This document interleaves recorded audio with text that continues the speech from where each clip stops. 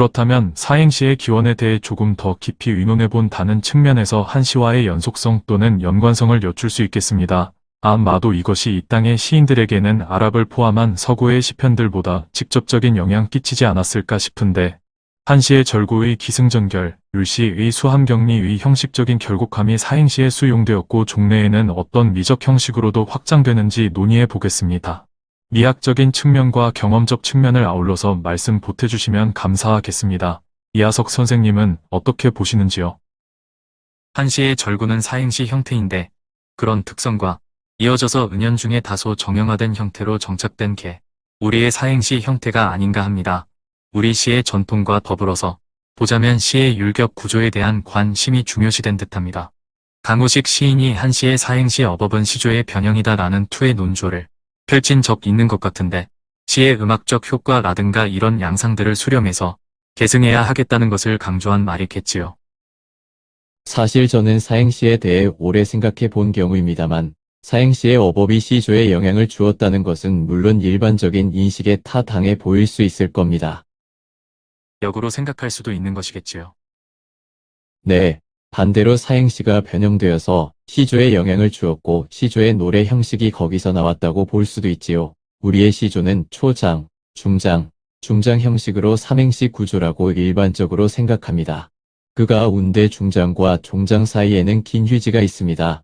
시조창을 할 때는 그래서 기승전결의 승전의 구조가 문제시되는 셈입니다. 종장에 이르러서 전결이 모두 완결되는 사단 구조가 아니라 승전에 해당하는 전원 구조가 축약되는 것으로 삼장 형식을 해석할 수 있고 시조라는 한국의 독특한 형식에 발생한 바탕에는 사행시의 기승전결이라는 어떤 구조적 완결성을 함유하고 있는 그런 형식이다. 정리하자면 사행절구가 번역돼서 한국어로 들어오고 그것이 시조창이라는 노래 형태로 불리면서 향유되었던 것이 아닌가라고 해석할 수 있어요.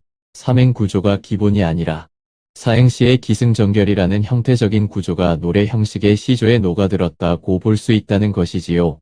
시조와 시조창이라는 향유 형식은 그렇게 연결 지을 수도 있겠습니다. 일본의 하이쿠 같은 것도 5-7-5, 7-7이라는 일본 전통 와카라 불리우는 가요, 양식과 견주어 해석할 수 있거든요. 그런 연결이 이제 17자로 정리되면 5-7-5가 안착되거든요. 거기에도 기존의 연결 구조가 작용하는데 예를 들어 7-7은 후렴구 같은 것으로 인식이 되면서 떨어져 나가고 종국에는 우리에게도 익숙한 하이쿠 형식이 만들어집니다. 그런 면에서 보면 사행시도 이 자리에서 단언할 수는 없지만 시조 형식과 깊은 연관성을 가진 것으로 볼 수 있지요. 조선시대에는 시조를 한시의 절구 형태로 번역한 것들도 확인할 수 있어요. 시조와 한시의 영향을 확인할 수 있는 대목입니다.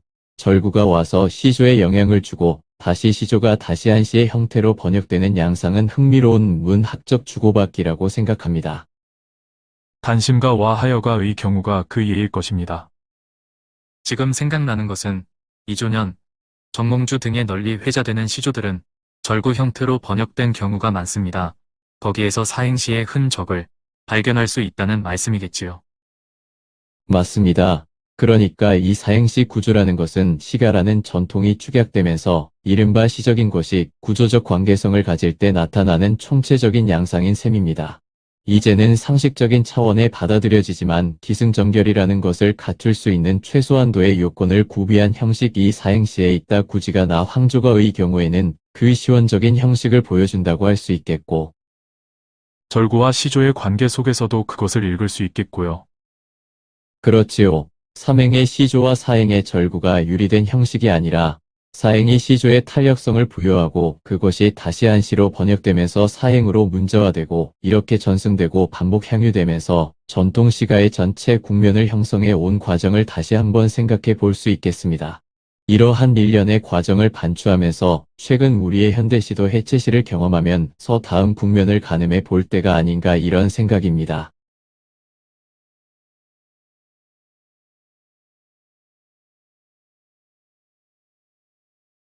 정리하자면 삼행 또는 사행이라는 형식이 별개의 것으로 보이지만 구조적으로는 동일한 지점을 겨냥하면서 상호 영향을 주고받았다 그렇게 볼 수 있다는 말씀이겠지요. 자연스럽게 다음으로 논의를. 지금까지 이야기 나눈 것을 바탕으로 사행시를 양식적으로 명명하는 것이 가능하다면 사행시의 양식적인 특장 또는 핵심적인 자질은 어디서 찾을 수 있을까요? 또한 사행시 고유의 미적 특성은 어디에 있을까요? 공통적으로 지적해 주신 점은 구조적 완결성이라는 측면입니다만, 물론 구조적으로 사행시는 사행으로 완결된 형태이지만 분절하면 발행이 될 수도 있고 확장과 수축이 가능하다는 것을 짚고 넘어가야겠지요. 그러면서도 사행시의 골간이 유지된다는 것이 중요하다는 말씀이겠지요.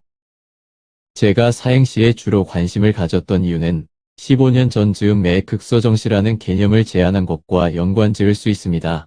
극서정시라는 것이 단순히 극도로 짧은 시를 지칭하는 것만으로는 구체성을 가질 수 없습니다.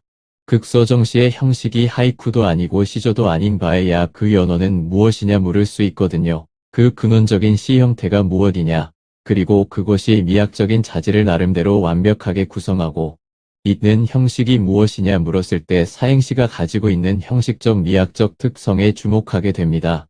이것은 시와 음악의 본원적인 관계와 연관지어서 설명할 수도 있는 지점입니다. 음악 역시 주제부가 나오고 그것이 부연과 변주를 거치며 반복되고 종국에는 극적인 정점에 도달하면서 마무리되는 형태로 대위적인 구성을 갖추어 갑니다. 그러니까 기승전결이라는 미적인 형식은 시에만 국한되는 것이 아닌 셈이지요.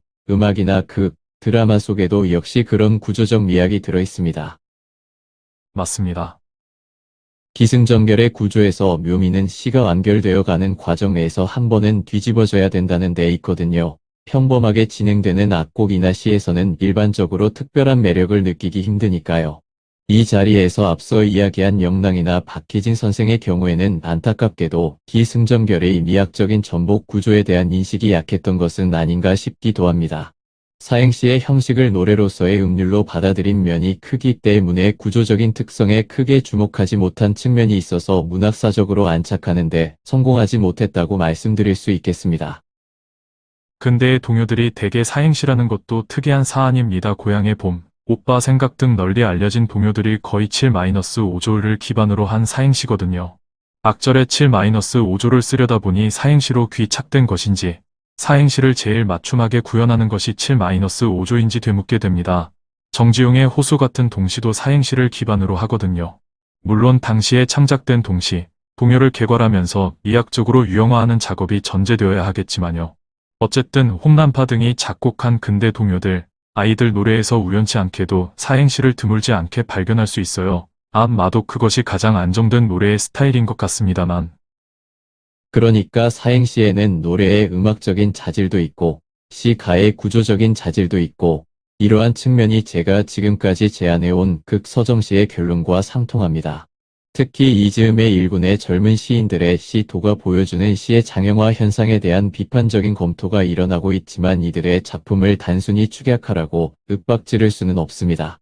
지금까지 이야기 나눈 견지에서 사행이라는 기본 구조를 가지고 핵으로 놓되 미학적 완결성을 의식할 필요가 있지 않나 하는 생각입니다. 저는 그것을 시적 구조의 경고성이라 말하고 싶습니다.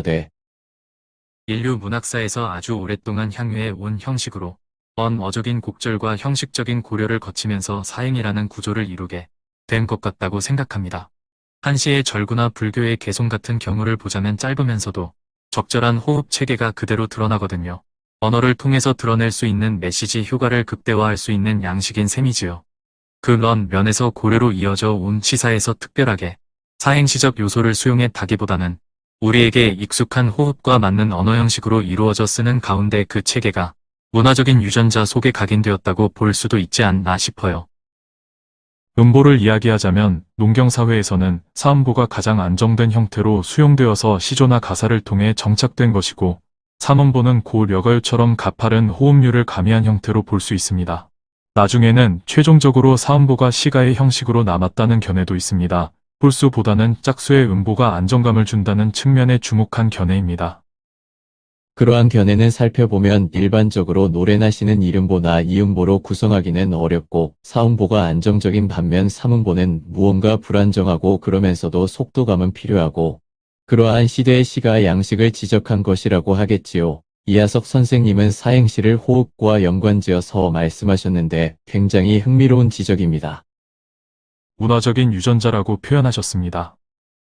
고유의 호흡을 통해서 우리의 정서를 표현하는 것이 가장 원형질적인 요소가 아니겠느냐는 말씀이거든요. 생명체가 지닌 호흡과 맥박이 시나 노래의 원초적 동력이라고 저는 생각합니다. 그러한 차원에서 시적인 것이 놓이는 지점을 의미 있게 천착해 보아야 할 부분입니다. 그러한 측면에 놓이는 시적인 것의 원형에 주목하고 논의를 이어가는 것이 앞으로 사행시에 대한 의미 부여에서 주요한 측면이 될 것입니다.